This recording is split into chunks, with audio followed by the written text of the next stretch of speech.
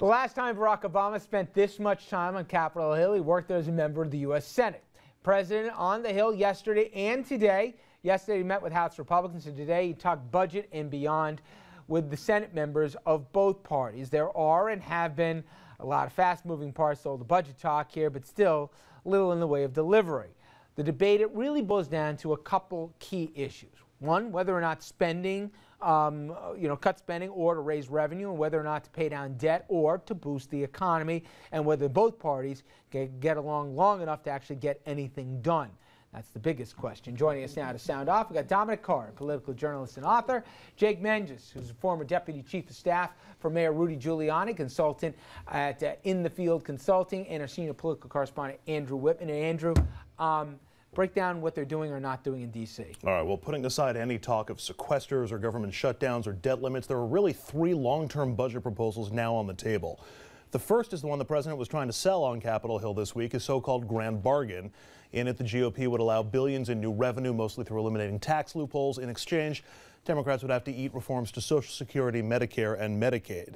The second plan is from Senate Democrats. It's led by Budget Committee Chair Patty Murray. It cuts spending and raises new revenue, mainly by cutting tax loopholes, and would chop nearly $2 trillion off the deficit. The third plan is from House Republicans, led once again by Paul Ryan. His plan calls for $5 trillion in cuts, and he assumes that lower taxes would ignite the economy. That then generates new revenue from taxes on the larger economic activity. The goal, to balance the budget by 2023. Critics say the new Ryan plan is just the old Ryan plan on steroids. It again drops the top-end tax rate from 39 to 25, closes tax loopholes, and it assumes Obamacare will be repealed. It again also turns Medicare into a voucher system. But to balance the budget in 10 years, much faster than his earlier plans did, Ryan would have to fire 10% of all federal workers, plus cut all the programs that you see on your screen. But the selling point is definitely the balanced budget, which Ryan used to challenge the president. This is an invitation. Show us how to balance the budget. If you don't like the way we're proposing to balance our budget, how do you propose to balance the budget? The president's response: I don't want to balance the budget. I'd rather help the economy and individuals. My goal is not to chase a balanced budget just for the sake of balance. My goal is, how do we grow the economy, put people back to work? And if we do that, we're going to be bringing in more revenue. If we've controlled spending and we've got a smart entitlement package, then potentially what you have is balance, but it's not balance on the backs of, the poor, the elderly, students who need student loans, families who've got disabled kids. But for all the talk of cut to bring the deficit in line, turns out the deficit is shrinking. According to an Associated Press analysis, in the last 2 years, Congress and the president have cut $2.3 trillion from projected deficits over the next decade.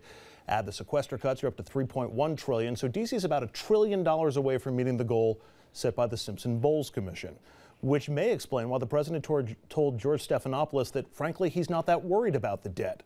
Quote, "We don't have an immediate debt crisis or an immediate crisis in terms of debt. In fact," the president said, for the next 10 years, it's going to be in a sustainable place. So questions about debt overall, but also about balanced budget. And let me start with that. Is there a need for a balanced budget right now to cure what's ailing the country? Jake? Yeah, I think we do need a balanced budget. I don't think we have to be at zero, but I think we are in danger of going the way of Greece and some of these other European countries. We have to have a little fiscal discipline, and I'm not sure that either of these plans are presenting that. I think we have to have a discussion about serious tax cuts. It shouldn't be overwhelmingly on the Defense Department when they're in the middle of the war. We shouldn't be cutting food stamps and other types of programs like that. But there's the real discussion here is the entitlements, and the entitlements aren't really being addressed. And that's one of the issues that they really have to get a hand on. But to me, you guys remember this, under Reagan, we doubled our national debt. And it was the Democrats that were screaming about it at the time. We got to balance the budget. Now, I happen to think debt's an issue. We'll get in that in a second. But what's more important right now? You know what would happen if all of a sudden they tried to balance the budget, and you had to do the cuts that we're talking about, and maybe we don't want to cut food stamps and everything else, but you'd have to cut a lot to get there. You'd have to raise revenues, too. Wouldn't the economy go south? I mean, is this a way to run a business, I guess, is my question. Well, I think there are two separate issues. The important issue that I think we need to address are we should not be raising taxes. Never in the modern history of our country have we ever taxed our way out of a bad fiscal situation, which is what we're in. So I think the tax raises need to come off the board. I think there's plenty of bloat out there. There are plenty of places that we can cut without having to go out and scare the American people and scare seniors. But Jake, do those cuts include defense? See, Yes. that's the big sticking Yeah, point. you cut at the Pentagon. You cut at the Pentagon, you don't cut in the field. You certainly don't cut anything that our troops need in the middle of a battle. And we got another war going on that's not necessarily, being fought in the Pentagon. We got a war against terrorism. Because see, what I don't understand about this entire debate, we just had an election. Not only did Paul Ryan lose his home state, he lost his home community. And here we are regurgitating the same plan all over again. And it just It seems feels like a waste of time, Andrew. To his point, we know it's not going to happen. They're not going to cut taxes from 39 to 25% here. They're not going to repeal Obamacare. Right. And not only that, but it's more draconian, the current Ryan plan, than the one that voters rejected in November. And that was like one of the major issues of the campaign last year. I'm wondering why Republicans are holding so firm to it. But let me get to Andrew's point. It's the same loopholes. Now, granted, both Ryan and Romney didn't want to raise taxes. The president raised taxes. Still not up to 39% like it was under Clinton when we actually saw surpluses. Okay, but leave that as it is. They're talking about the same loopholes those guys campaigned on. Why is the idea of closing the loopholes now anathema? Well, first of all, back to the fact is they got 81 Republicans that Boehner can't control. Yep. These freshmen that came in. If these Republicans vote for the Democratic plan, they're done in November. So they've got no choice. They've got to dig in. And that puts the president and the speaker in a very bad situation. I don't know where they go from here. But you got it's politics, it's not politics. policy? There's no question. This is a debate. Look at these. Don't look at the individual cuts in these plans. Look at it. It's the traditional Republican, plan.